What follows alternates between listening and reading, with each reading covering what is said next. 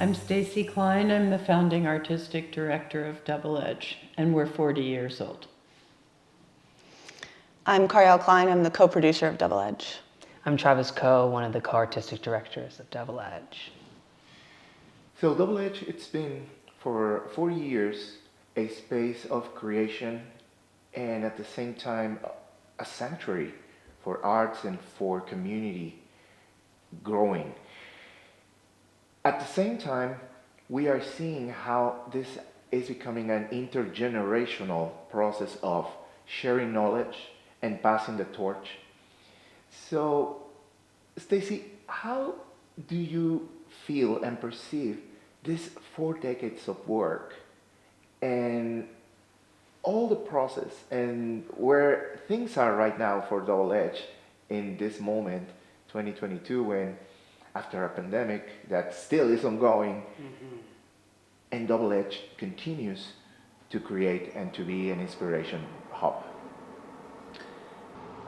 Well, I feel gratitude right now for a lot of things. First, for all of the people in the group that have come with me over 40 years and made Double Edge what it is. In each generation, it's remaking itself. I want to just clarify that let's say pandemics, not pandemic, because our society is still in a pandemic. Probably we've been in one for 500 years, but we're certainly in one today that's not just a physical pandemic. So I also feel gratitude to be able to have this space that can provide sanctuary for artists who are most affected by those pandemics.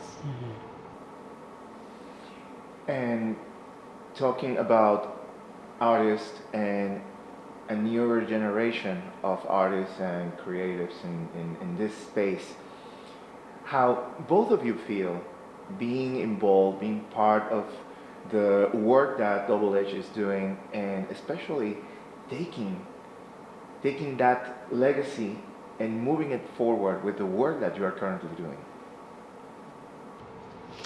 I think I was in Chicago before I came to Double Edge, and I really think it's sort of a dream come true for me. As an artist, I was in big cities, I grew up in big cities, and so I had to do a lot of traveling to get from one place to the other, and that really takes away from the time to do your art. And so when I got here, I really felt the sense of like, oh, I can be here, I can be immediately in a studio working and creating with people. And I think one thing that I also saw was that there was this whole community of folks, as you see here and as you'll see beyond, that are really working. This is a working place of people who do the work, and I love that, and I want to be a part of that. And so I think it's a dream come true to sort of be here and to be situated and doing it. I was raised here, so Stacy is my mother, and Carlos, who you'll see later, is my father. So I had a very different experience. I grew up here, and then I moved away for 10 years, and then I came back. And I think that this kind of community is the only way you can really create radical change in any sort of a quick way, where you're actually affecting the lives of the people here. We work and operate as a community. So for instance, we do, there's a saying that I like to say, we are paratheatrical. We exist not just in the reality of like we are making shows and performances that people see, but we are creating the circumstances that they can actually be a part of the community that makes those performances. So from doing things like helping people pay down like their credit card debts or get car loans, like that we can do together. It's like, you know, the metaphor about we are stronger as a bunch of sticks together than as one. So exactly. I think that like being part of the next generation, I see that as continuing a legacy of that ideal towards radical change, and also making it more accessible for other people in the different ways that people want to be involved in this community, because everyone's different. One aspect that is part of your mission and your vision on the work that is being done is that being a sanctuary, it takes care of different groups and communities that are misrepresented, that are mistreated, that are even being erased constantly. And I think that responds to your mention, Stacy, of the pandemics. So how this work takes even more meaning and sense when we are talking not only about the arts, but also the people who creates and for this art is being made, talking about different groups and representations that go for indigenous people, Black, immigrants, LGBTQ+, and many more that fall between, and that sometimes I will confess that I'm possibly missing to mention many more. So this is a constant work of educating and at the same time bringing together and representation of these communities. What does this mean to you?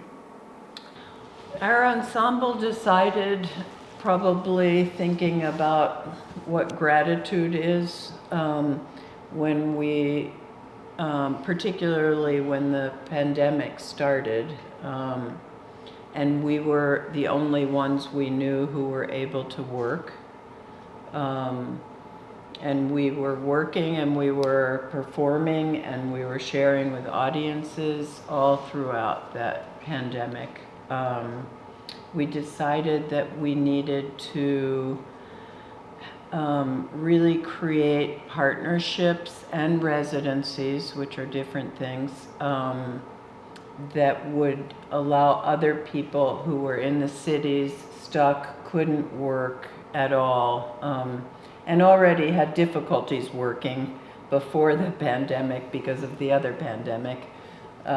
So we decided to open up this space more than we had. So we mainly worked with our three partners, the Okiteo Cultural Center, Jupiter Performance Studio, which is a Harlem womanist, Black womanist-based theater, and the Theater Offensive, to be able to come here and work on their work, create their work, work outside on the environmental work, work inside when it was snowing, like today, and basically have a safe place to work. So we were really full in the last part of those 3 years here, between our own ensemble work, which is pretty vast, and all of our partners' work. And then we also decided, and we do a lot of co-work with our partners. We have a lot of projects together, involving helping with development of ensembles, vision work, cultural work that was impossible for people to do before. So that's an important part, as well as the theatrical work that we're doing. We were also able to have students here during that time, and that was really important because we've had student programs for 40 years, and there weren't many possibilities during that. And it's so important also for the community, like to have because we're such, Ashfield is a very small community in the seemingly middle of nowhere. So it's so important for all of these groups to be transiting through here. And some people have chosen to live here. And I think that's been great too. It's like this time has brought more people to being like, I think this is where I want to be, maybe, or, for certain periods of time. Yeah, I think it's also really important to recognize the importance of the rural and like something that we haven't talked a lot about until like the election, and then suddenly everybody wanted to talk about the rural. But I think we realized the importance of the idea of the rural for a long time. You can create this kind of place, this sort of sanctuary space, because we have the space, because we're not so bound up in the way that I think a lot of organizations based in urban spaces are bound up by bureaucracy. Something that I think is in our mission statement and is vitally important, or the sentiment of it is in our mission statement, is you cannot have art without justice, and you can't have justice without art. And that is sort of why we keep thinking about all of these things. We can't make our artistic work in a silo. Yeah. It cannot, because none of us are just one thing. We all have our own identities. We all have our own alliances, or not alliances, but we all have our own feelings towards causes. And if we are not addressing those while we make our artistic work, we are putting ourselves into the same box that general society does. So by able to address both through our artistic work and through our para-artistic work, you're sort of addressing the whole soul of the people who are here. Yes, whole soul. There's a lot happening. Just the artistic creation in itself is a whole universe to explore. But in addition to that, the space itself, the contact with the elements, with nature, with the land and its meaning. This is such a source of learning and wisdom and connection to life. What will be some of the most relevant feelings or experiences that you have had being here during your time with Double Edge?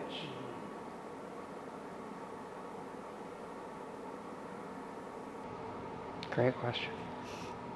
I think I just want to bring up the Bacchae, which is the hidden territories of the Bacchae, which is the summer spectacle that we did last summer and will be doing next summer, because something happened really surprising in that.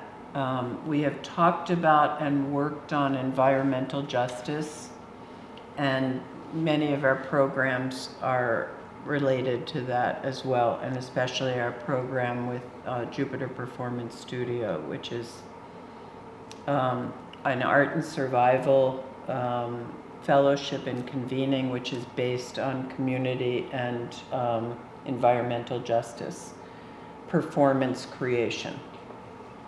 So we've been working in those ways.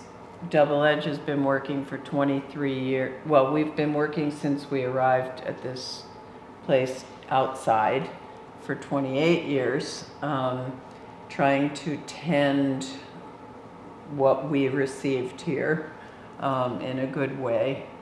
And we've done a lot of, let's say, specific, like solar panels and things that we wanted to green and everything. But when we were making the Bacchae, and we were basically using the same path that we always use outside, from let's say from water to water, from garden to hill, to woods. All of a sudden, we're all outside becoming, and the material itself fed into this, becoming deeply aware of how the nature, what the nature is giving to us, what is the water is allowing us to drink, or to live, actually, not just to drink. And more it arose, it flew with this us and the nature becoming one, and understanding really what the environmental work and justice and also just the plain fact that we live among many other living things. The deer, the water, the coyotes, whatever, the bears.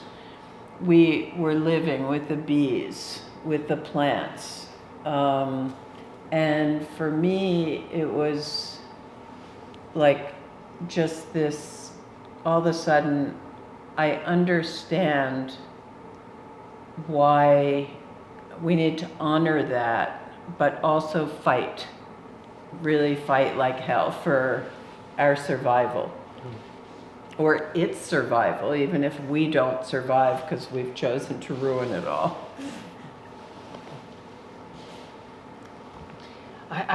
For me, a couple of things that really stick out are one thing that's really prominent to me is flight.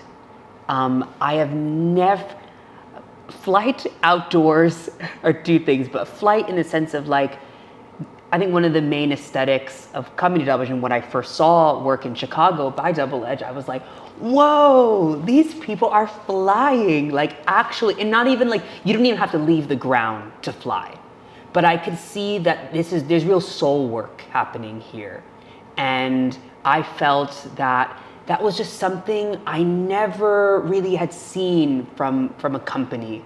And so when I came here, the training of flying, the performance of flying, how my identities have also just like flourished while I've been here, that flight is just really important. And then obviously I think what makes it unique is I think what Stacy's saying too is that I would never do theater outdoors before coming here, probably. I would never have thought about it. I'd have been like, theater happens inside, but this is it has totally expanded my mind about all the possibilities, even what theater is, the idea of what theater is. And I think it's such a whole art form in that it adds so many things: music, dance, song, flight, joy, water, life.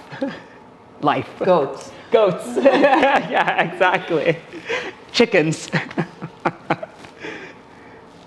It's hard for me to pick one thing because I think of it sort of as a tapestry. But in April, we produced the Magdalena Festival, which had over 30 different artists from around the country and around the world coming to Double Edge to be a part of what is a women's and gender nonconforming festival, which was it's people are here for 7 days, and then 3 of them there's performances, which is open to the public. 3 to 4 of them were open to the public, 3 or 4 of the days.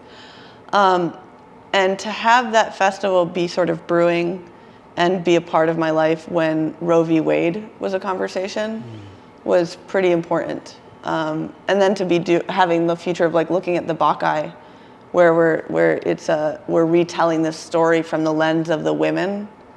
It was the only way that like I could think of to address really what is I think a reality and a political reality that women and non-binary folks are hated in this country. And to make artistic work and to provide the means to bring people all over the world to come here to show their artistic work from the lens of women was really important. So I think that the reality of like, this is something that I'm doing specifically to address the world that I live in is one of the reasons that I think that stands for me here in Double Edge. Yeah.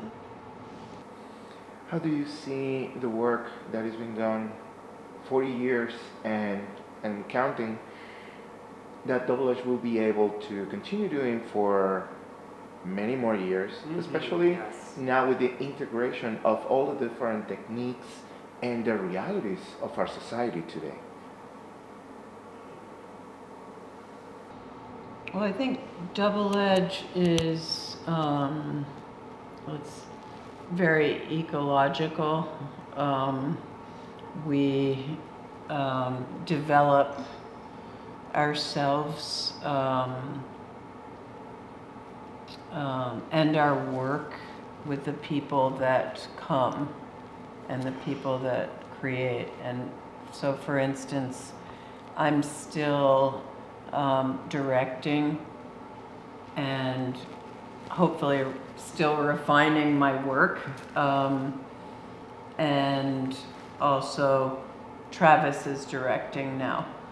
And that's, I think there's a good number of years between us. And there are people in the middle who are also creating, well, everybody here creates work. We all create work together. But, so it is like kind of a river that keeps flowing, and it springs in different places into that river. So, and also the other people who create work, not just Travis, but Jeremy is creating work, and the whole ensemble is creating work, are bringing people in that they want to work with. So it multiplies on itself. We have to be careful of how we want to grow, because I think we could have 100 people here. Totally. And we don't have enough housing. I think it's also just to say, like, wow, 40 years. I just, like, say it out loud, say it proud. I think that it's just like, this year was such a celebration of so many things coming together, and so many things for the future that will hold, and things that will change. I think that is a beautiful thing, and it's incredible that this vision has held itself in 40 years, and that 28 of those years happened here in Ashfield is even more incredible to me, because I'm like, how do you do that? How do you make theater in a small town of 1,700 people and survive and have land that is so expansive, a property down here, the center here, a property over in town? I mean, it's incredible. It is absolutely incredible. So bravo. And I'm happy to be a part of it. That would be the last 6 years to be a part of that journey. So, but that is incredible. Yeah, I think that there's, you can see from sort of the breadth of the work that's happened this year. So first the Magdalena Festival, which brought together a bunch of artists, but also I would say it was a really good look at the generations of Double Edge. So we had newer company members performing their work. We had old partners of Stacy's, some of the first partners of Stacy's doing their work.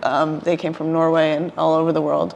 Then we went from there, from that closing, to a 3-week festival with 3 of our partners in the consortium. So that was Okiteo co-produced one of the performances there. That's our indigenous partners. Then we had the Hinterlands, who are our partners in Detroit and have been former students and now partners. Then we went to Jupiter Performance Studios performance. Then we did the Bacchae, which is actually a return to the first performance of Double Edge, which was Rights. Then you come into the fall, and we're on our 3rd week of fall performances, which is all newer, premiere performances of different company members and ensemble members in their own ways. So we're both always looking at the past and to the future. You cannot have the future without addressing the roots.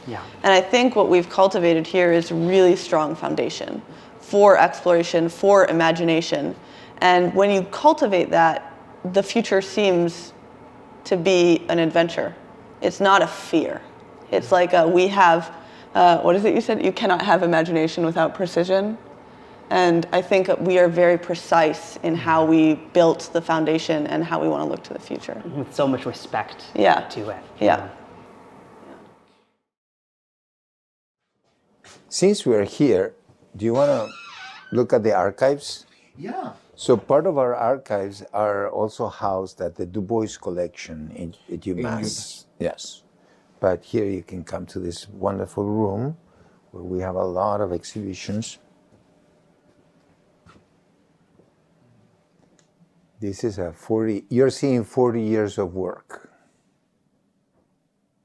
In the walls, travels to Mexico, to Ukraine, to Poland, to Denmark, to Norway, to Romania. and work with different people, community, a lot of interactions with communities, which is one of our signatures, is continue. Also, when we go to a community, we don't then disappear. We try to sustain the relationship. How being in this room sometimes becomes as well a reminder of the work that it has been done, its impact, and possibly, as you were mentioning, to keeping those relationships open and to continue growing, to also see everything that has been done so it can continue happening in the future, right? Yeah. Yeah, and because of the multiple generations, for some of us, we're learning about, I've been here 13 years, but there were many other years before. So there's also, we ourselves learn about our own history in a lot more detail being here, at least for me. Memory, it's important. It's very important that we exercise memory because and learn about history, because that's the way to not repeat the mistakes that we commonly make. Like everybody makes mistakes, and communities make mistakes collectively. So memory is always being historically an important anchor to development. And I think in these times where we find so much convulsion in societies, is a very important exercise. So to have a place like this is almost a sacred place where you can exercise the memory. And it's new. We've had it for how long? Maybe 3-4 years? 3-4 years. Before things didn't have a space to exist. So it's Right. really the palpable memory I think it's part of what we're grateful for, as Stacy was talking about. Yeah, so there is an intentionality on having this space so Absolutely. it can become a source. And also for other people, how everybody, often because of the nature of our organization, we have people from universities, professors, and NYU or here, this is Cambridge University from England. They want to write something, they have heard about us, they read about us, and then they come and we have a space for them to research. Not only about us, in the walls you're seeing other groups from all over the world that we have worked with, like including the Grotowski company over there, or Krikra, the Cantor company, Karjenica from Poland, Oden Theater from Denmark. So there's a lot of important history. What you don't see is also all the footage. There's a lot of tapes from the oldest form of tape to current digital footage. There's a lot of image material also that is housed here. Now that we're walking out here, more history. And granted, it snowed and now it's melting. But that's all the stuff that we find in the grounds. We have 100 acres. And you can see there tools, very ancient tools, rusty, that we find and we're putting there in exhibition. There's more. We even have somewhere we have a buggy in pretty good shape.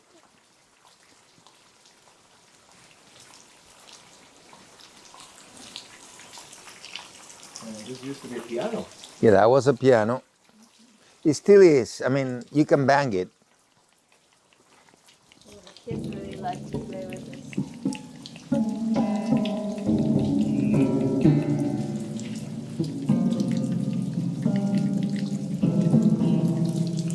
I'm gonna move because I'm getting all wet. There are sculptures there in the field that are done by our constructors and the people that work with us. Yeah, there's an owl sculpture over there. That's made out of a construction material, salvaged. And I think the cow is not visible. No. We know the cow from another angle.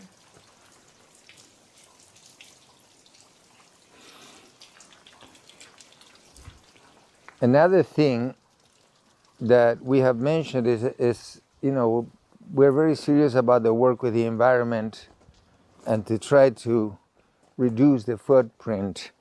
Just recently, less than 6 months ago, we installed, I don't know if you can capture them there, I think you can in the field, 3 massive solar trackers that are providing about 95% of our electricity.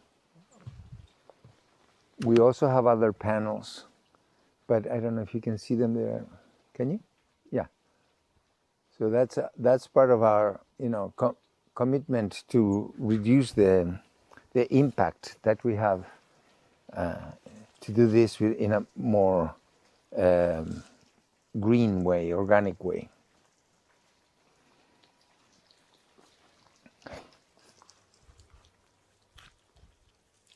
Thousands of people come. Not only people are coming to live here, but thousands of people come to see performances, to do trainings, students from all over the world. So we have a commitment also to keep this area not gentrified and to maintain the conditions. So when people come, can we go this way? Yeah. So when people come, you know, the same vibe, the same things, we're, you know, trying to, the neighbors are also participating in housing people now.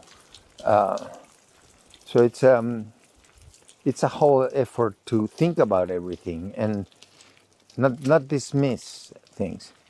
That yeah.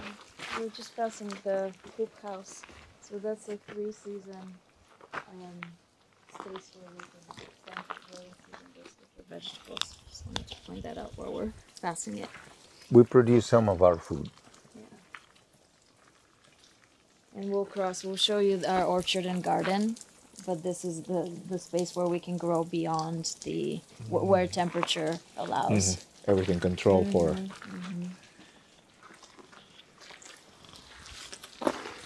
That's a septic system, and it looks like a terrace, and it acts and functions like a terrace. It's a 5-coat sand system to filter the water. So by the time it gets to the brook, it's completely purified.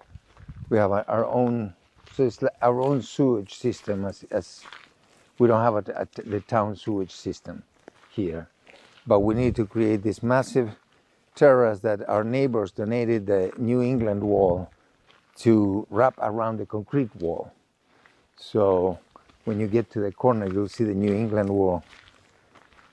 It's a wonderful playing space. It's Yes. used in almost every summer spectacle, so it's a great place to perform, but it actually has the function. And it has, except for this side, all of the other 3 sides have a New England wall. So now we're walking areas that were, in the old days, were farming areas, but we have turned, it's a 1 or 2 acres, I would say.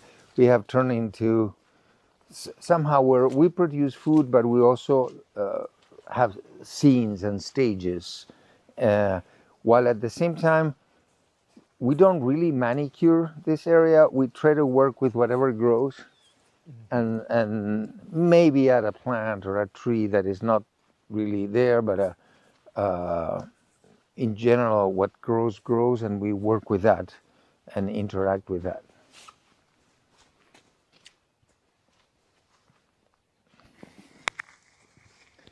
That's an old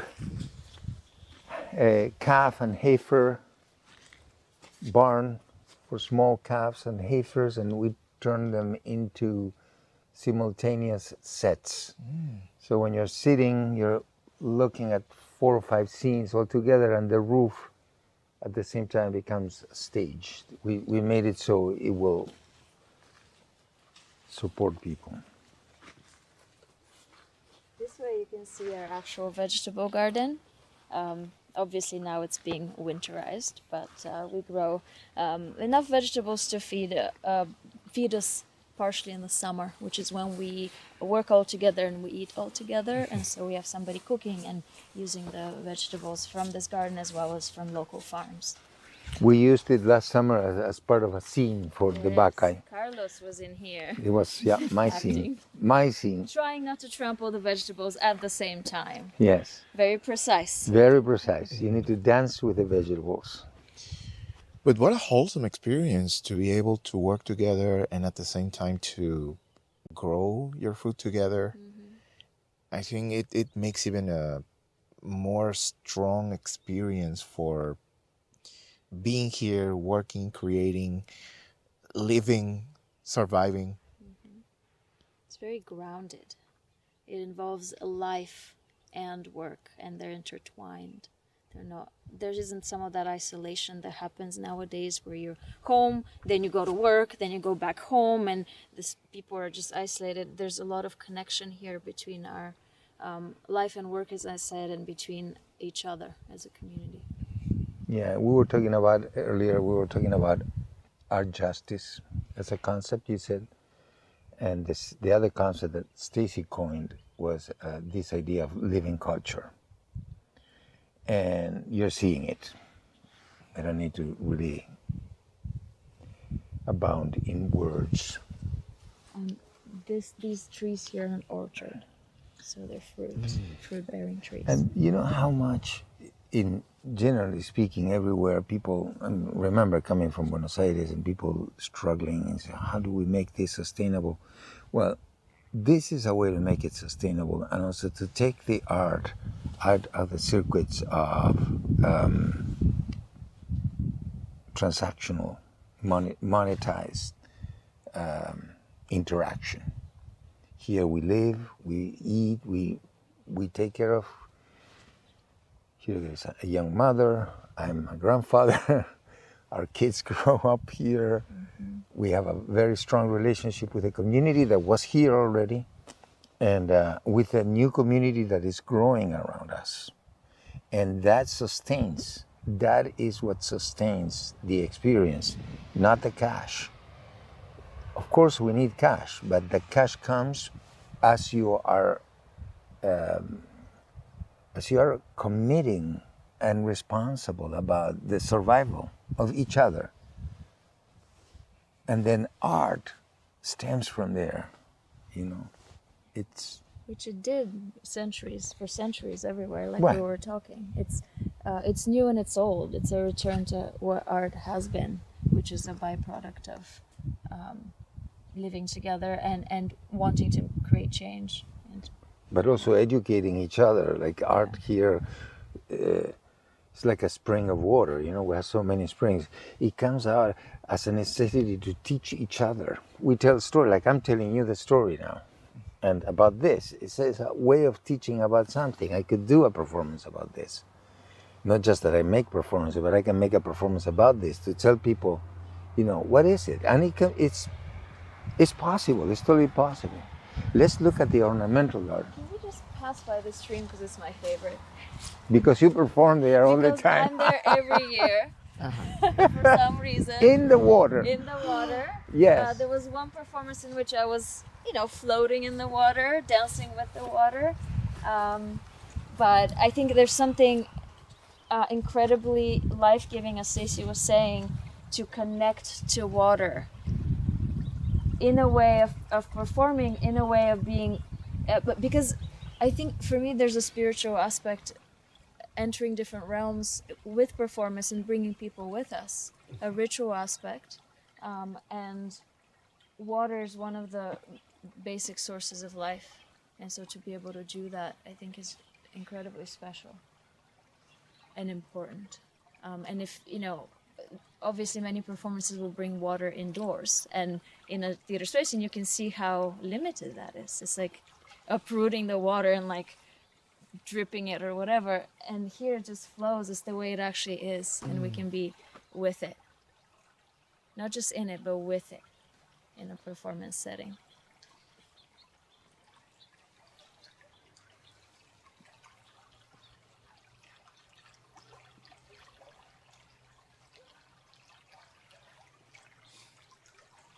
I'm just listening to that. Yeah, and when you're not performing and working, we have a meditation area there. It's not for audience or for performance, where you were just pointing with the camera. And in that area, we just come and just quietly listen to the water and the animals.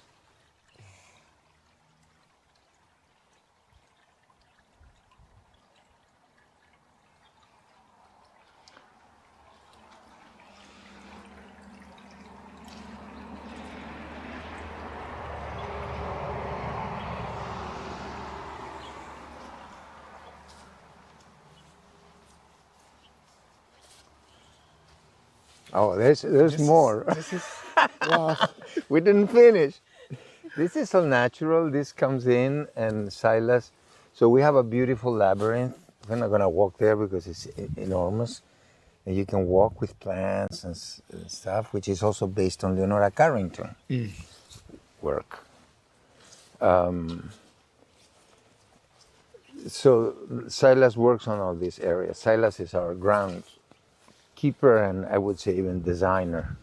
And then you have this ornamental garden, which is the beginning. Before the pre-labyrinth, we had this, and it's all flowers. So from May through October, we have flowers, and then we have this sumac grove.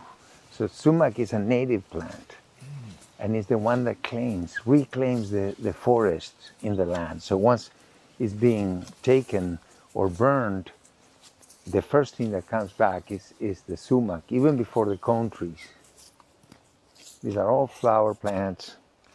We have this beautiful mosaic by Cindy Fisher, mosaic artist. You will see her work in Shelburne Falls, the Bridge of Flowers. The Vieira brothers are stonemasons that did all this work. And this is all volunteer gifts to us, which is a fortune. They get added for specific performances and then stay on. So it's an ever evolving set. Jim and Bill Vieira did this. Cindy Fisher, the mosaic. The plants were donated and designed in a way by landscape architect Harry Dodson, who's a neighbor of ours. So a lot, you can see, I'm telling you now this, and you can see the participation of the neighbors. There's a lot of participation, and you're seeing things that have been growing for over 20 years. So this was a farm, so we're rewilding it in a sense. We have a lot of wildlife that is coming nowadays. We planted some stuff like junipers like this, and this is the New England wall that I was talking about that covers the septic system. And during the summer, when we do things like the Bacchae, the audience is walking like we're walking. The story is being told. It's continual. It's seamless. And there are actors doing work in aerial, trapezes, and musicians are on top of the trees. So you have a sort of like a world surrounding you. Here's the wall we talked about.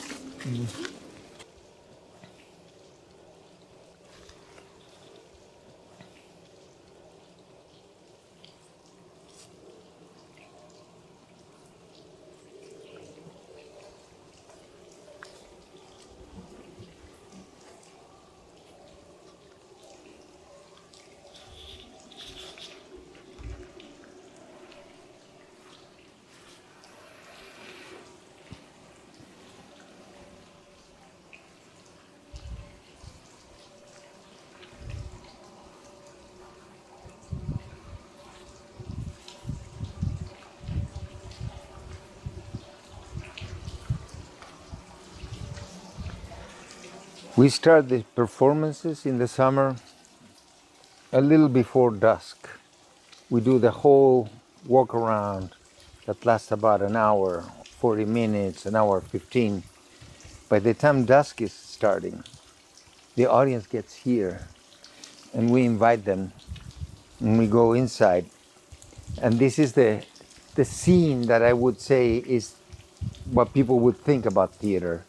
It happens in a theater, but the theater, you'll see, is a barn. Come with me.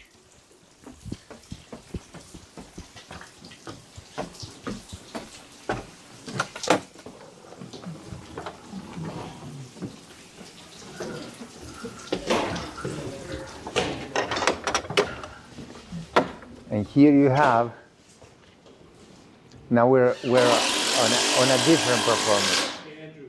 One second, Andrew. Andrew's there. Who's another performer? Everybody's a performer here. And now it's a theater, but you can see the barn, the original barn. Wow. Where in the summer we do a scene, and now in the winter we use it as a theater. This is John here. Hi. Musical director, lighting designer, Eva. Carol is the performer in this piece that we're doing this weekend, and Travis you saw already, who's directing, and Andrew's there, up there.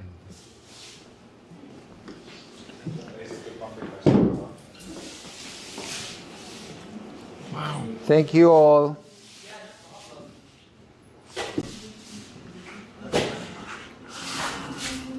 And at the end of the scene, Johan, this sliding door moves open, and at night, we walk towards there, and the audience follows. And we go with the actors. The actors will be here, and the final scenes are on that pond or on that field. So as an audience, you're standing here and you can see that field with actors in there, lights, because by now it's dark, it's night. Mm-hmm.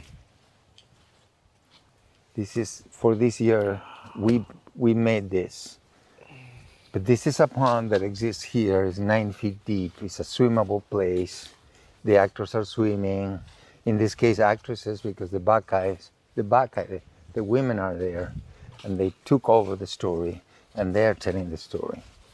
We also very often use fire, like we did in the Bacchae here, which, speaking about elements, we also have the element of fire, torches in the Bacchae, but other ways to incorporate fire as well. And you can see in the trees, there's all these contraptions so people could do aerial work, acrobatic work. Yeah, and connect to that flight, literally the flight that Travis was speaking about, like being up. We have had zip lines across here so people can literally fly over. There's climbing always.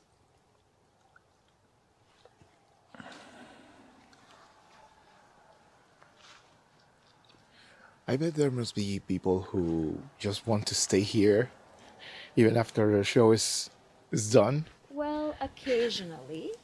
It has happened. However, we tend to finish the show and embrace the audience in song and lead the audience to a space where we then can talk and gather. So it's usually compelling for people to take the final experience and then go with us. Mm-hmm.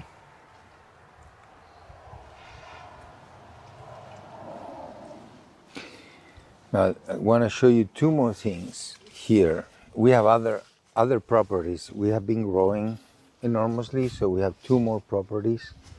But we're not going to go there today.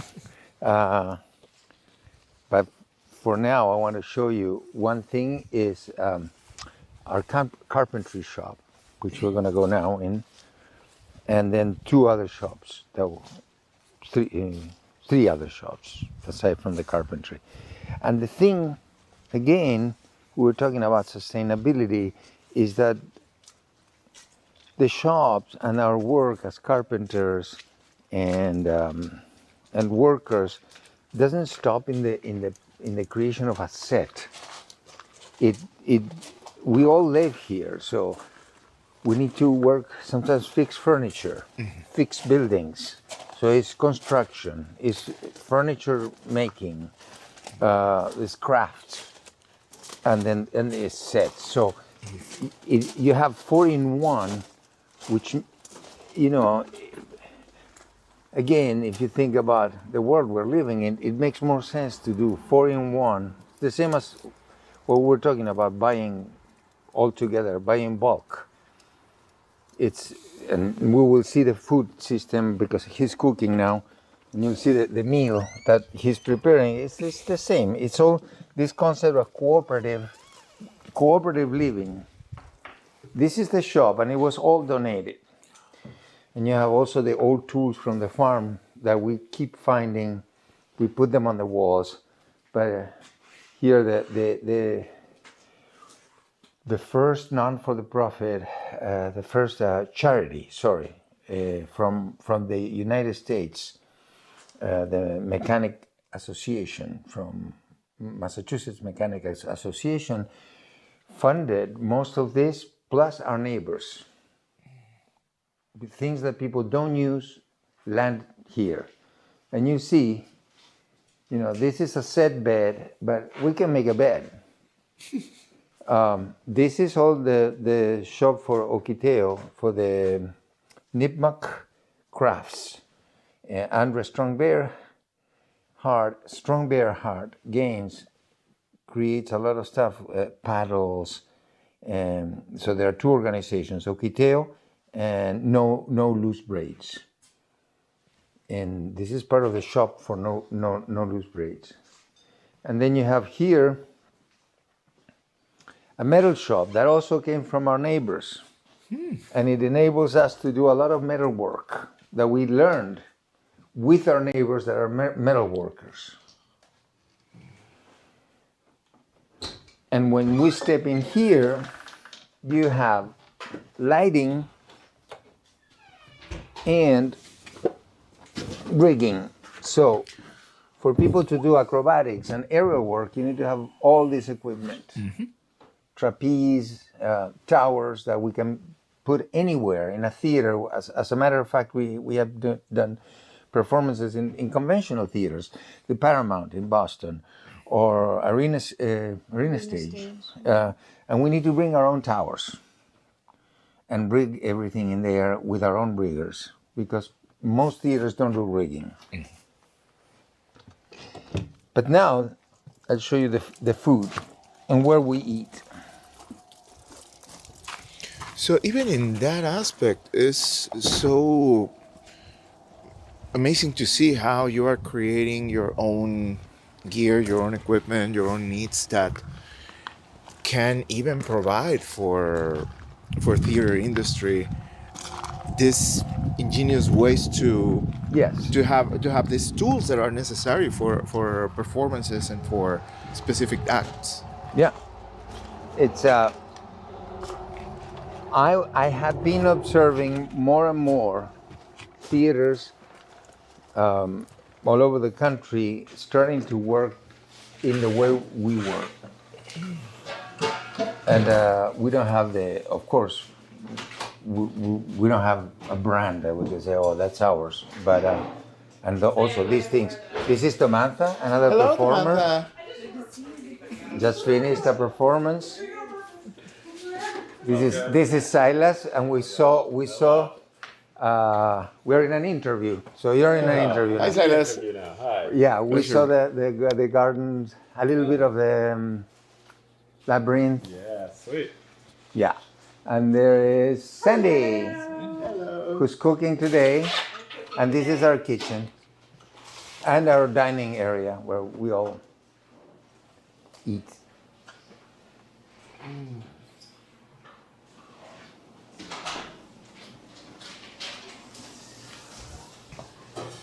What a beautiful space to gather and enjoy,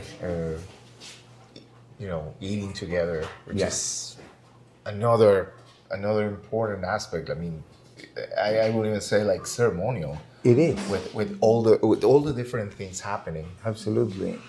Yeah, we didn't want to have a cafeteria, and we like to sit down and eat together, and have it. Maybe it's not as ceremonial as you would do it in a family setting, but I feel that it's pretty ritualistic in the way we do it.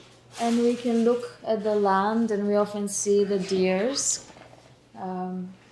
Coming and visiting. Yes, they like to be up there in that field. Even a couple of bears came Bears this have been year. seen, foxes.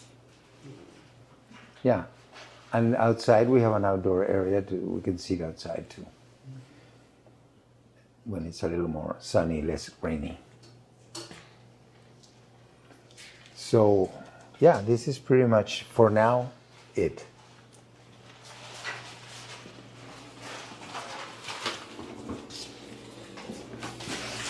Dylan is a musician.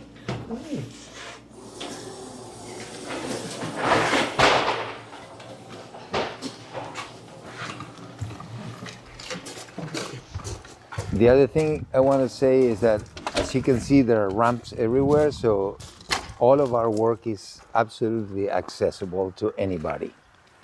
So we have had, of course, we need to know when people have needs, because a lot of times we're taking people, in muddy areas like today. So we have our equipment, wheelchairs, and our own people that would do the transportation.